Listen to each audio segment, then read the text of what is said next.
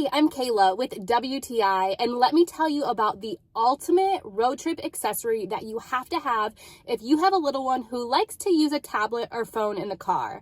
It is this tablet holder from Elitehood. It is the perfect accessory that is compact but extremely practical for any road trip, whether near or far.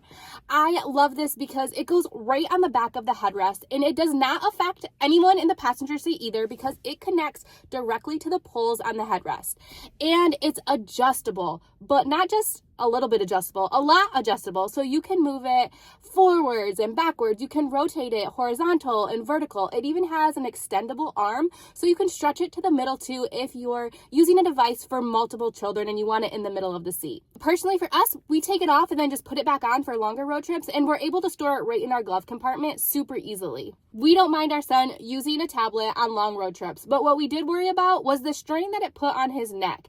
With this tablet holder though, we don't have to worry about that anymore. He is able to adjust the screen at a comfortable height and tilt that makes it a lot less stressful on his neck. And as a mom, I love that feature. So do yourself a favor and grab this tablet holder from Elitehood. It is compact, it's practical, it's functional, and it is a lifesaver in the car. But that's just our point of view.